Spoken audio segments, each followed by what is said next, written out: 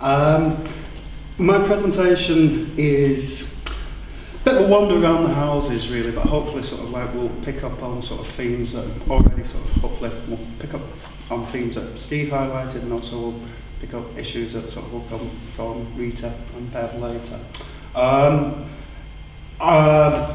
I'm pleased to say that I work as Service User Development Officer for the Mental Health Research Network here in the Northwest, and I'm delighted to say we're able to sponsor today's event. My role really is sort of like about sort of actively encouraging individuals who've sort of experience of mental health problems or accessing services to sort of get involved in research. I don't want to go into massive detail about what the research network is, other than, is it page down or flicking on mouse? Arrow, okay.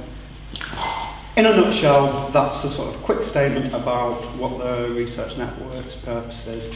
I always like to think of it as being a sort of structure that sort of like helps research studies get set up in the first place, carried out, completed to time, and also sort of like the findings sort of like fed out to people, you know, sort of all too often research is sort of like something that sort of remains in sort of like academic institutions, or just doing all the privilege of the elite few who sort of like are aware.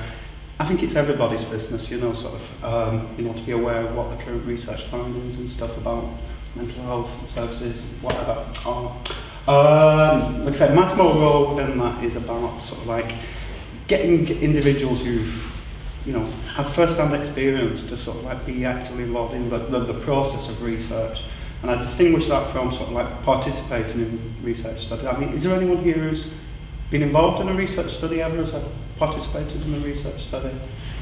I would, yeah, distinguish my role from that. That's nowhere in my job title is about sort of getting people onto research studies. It's more about actually working collaboratively with academics, with clinicians, in terms of sort of like coming up with sort of like appropriate research questions and sort of like being involved in that very process. Steve mentioned earlier about sort of like up at the Spectrum Centre, there's service user researchers employed and stuff. There's lots of different levels of ways that individuals can be involved. I'll sort of, like I said, I'll return to that in a minute. Just to stress on the distinction, that to me sort of encapsulates really what sort of like involvement is. You know, it's about being actively involved in all stages, you know, not just sort of like being asked at the beginning if something looks okay, you know, and shall we run with this, but sort of like being involved in sort of setting priorities, research priorities, being involved in the actual undertaking of research, whether it's going out, undertaking interviews, running groups as some research projects do, sort of like self-help groups, analysing the findings. You know, you sort of like get research findings. They're not sort of like facts that stand alone, they need interpreting, and two people can look at things and interpret them very differently. What's a metaphor you could use is sort of like, for some people a glass is half full, for some people it's half empty, you know, so people's perspective has a bearing on that, and sort of arguably sort of like having gone through services and stuff, you'll see things in a different light than academics, clinicians and the like. Can't remember what the next slide is, so, right, yes, why bother with all that? Why involve people? You know, why not leave it to those sort of like the academics, you know, the knowledgeable ones, you know. For me, arguably, the overriding reason for sort of like why I got involved and why sort of, I think, you know, it's a sort of something that should be extended and, you know, sort of to others, you know, to sort of like become involved, is that it's a basic moral right, you know, that sort of like ultimately the people who are sort of going to be recipients of services and treatments and stuff should have a voice in sort of like all aspects of health and social care, you know, not just research, but, you know, the whole design, delivery of stuff of services. You know, it's not something that should be sort of imposed from without, it's something that, you know, sort of individuals should sort of have a voice in what's offered to them and stuff, because the priorities and the like of clinicians, the Department of Health, whatever level you go to, don't necessarily correspond to the person in the doctor's surgery, in the inpatient ward or whatever. Secondly, sort of strong practical reasons, coming back to the sort of issue I was saying before about sort of like the ways that individuals can get involved, can be a valuable complement, you know, sort of like that first-hand insider experience, if you like, of sort of having experienced mental health problems, can sort of complement that sort of academic, what you've read in books, what you've learned in the clinic and stuff. And third sort of like general reason really is sort of like this sort of like political and economic climate. There's a sort of a demand that, you know, public services and all is accountable. You know, it's taxpayers' money often that's sort of funding these research, you know, not all the time. Pharmaceutical companies fund their own research, but a lot of sort of like research that's carried out does come from the public purse, and there is, you know, issues of accountability. You know, who are they accountable to, researchers? So that's just sort of like the justifications for me anyway, sort of like the three main ones, sort of like why individuals should be involved. Does that resonate with individuals, and does anyone object strongly to sort of like that sort of like, this is my standpoint, I don't know if anyone, but what's increasing, like I say, that's a justification. What's increasingly becoming sort of like looked at is sort of like, well, what difference does it make, you know, involving individuals who've been through services and stuff. Difficult to tell because people don't report it. All too often, academic journals, they'll say that they've involved, consulted with service users have been involved in the research.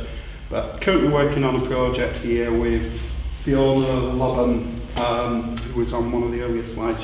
She's Associate Director at Spectrum, Fiona's time. Looking at this very issue of what difference does it actually make involving individuals who sort of, you know, experience health conditions, you know, access services. So the evidence is scattered, it's patchy, it's available in sort of anecdotes from people, in literature that's not sort of like, you know, sort of like the mainstay of sort of academic research and academic journals and stuff. It's, but there does seem, you know, that done well, and that's an important qualification, that it does benefit the research, it makes it relevant, you know, the questions that are asked are being relevant.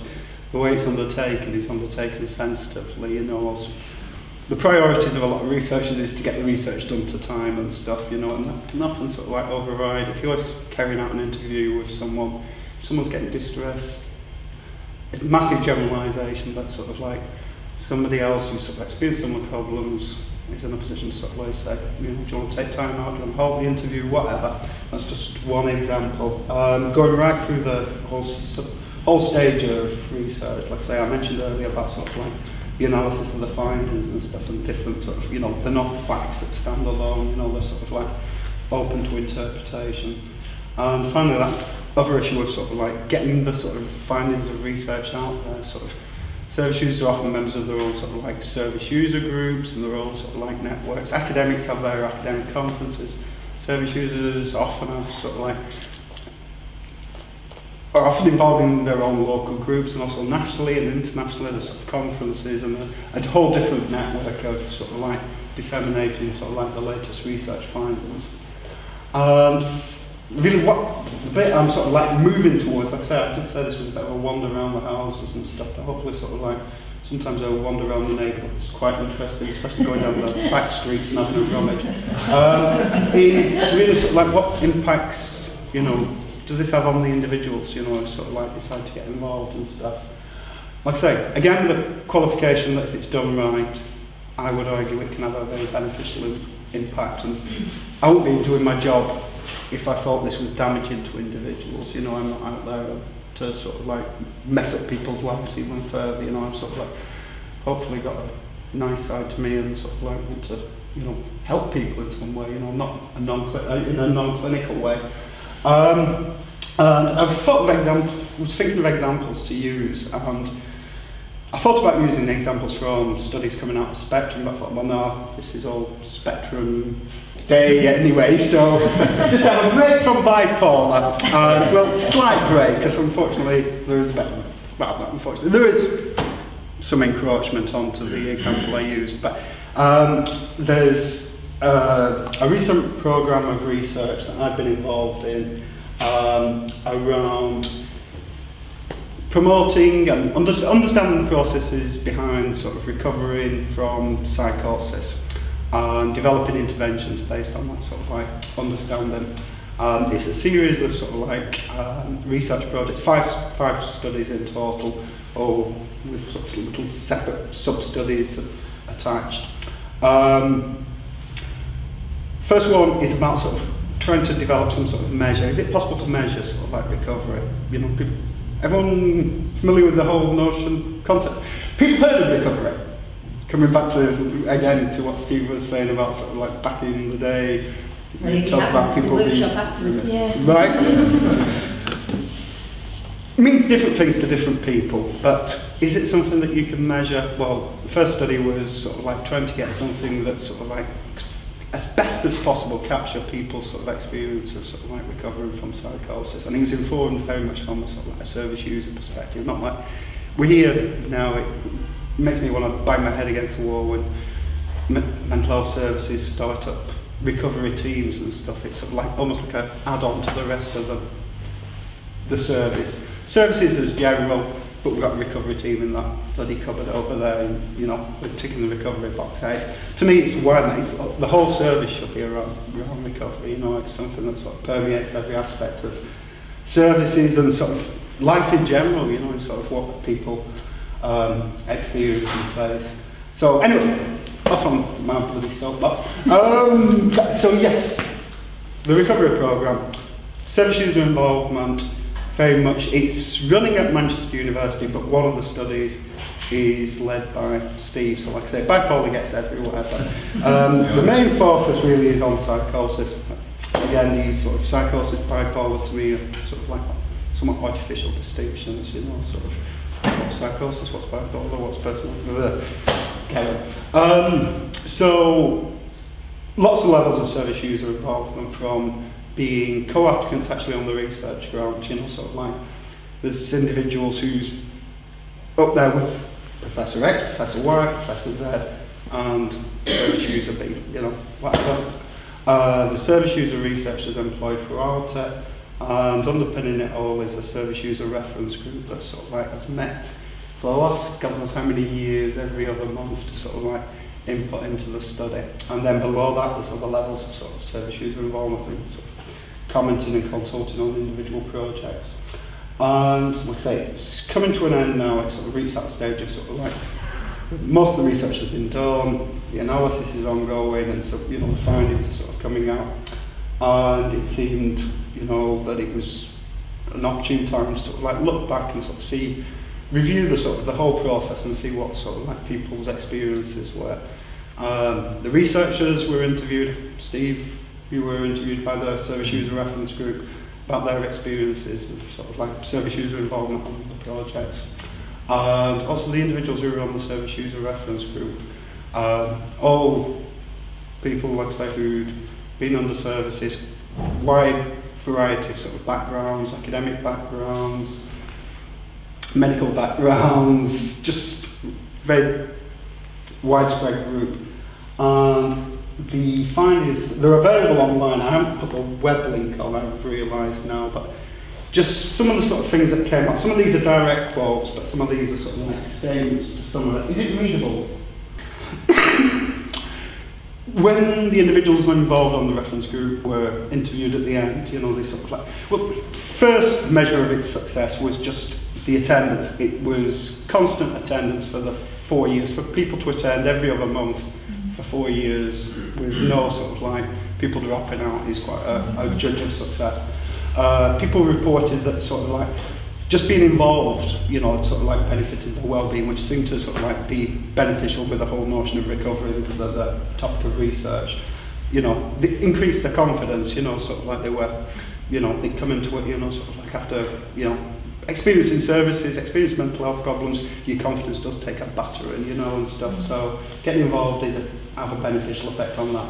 So yeah, individuals more confident, felt more comfortable in research surroundings, and you know, being in universities and stuff, which to some have been a totally new experience and stuff. You know, sort of thinking bloody educating Rita, and then I forget that Rita's one of the speakers.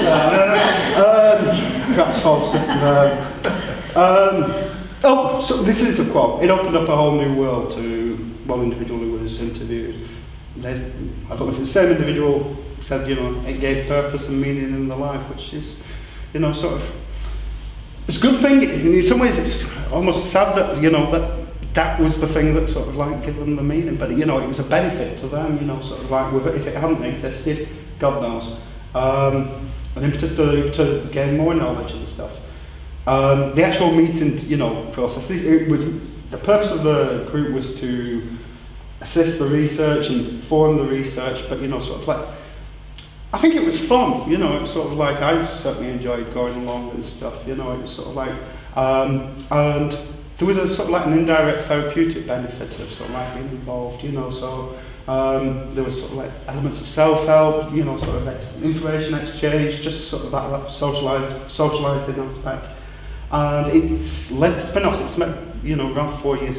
Individuals have moved on now to be involved in further research projects. Some have moved into employment. Some are employed as researchers in their own right and stuff. So it's not been a case of, after 4 years, thanks for your time, here's the door, off you go. You know, they've been supported in that journey and stuff. But, you know, I think all of the individuals are still involved in either research in a sort of voluntary capacity or in paid employment now. So, like I said, that's one marker of success to me. Seems like, well, my time's up for one thing, and also it seems an opportune time to pass over to Rita, because I'm hoping this does, you know, sort of compliment, that's the word, thank you very much.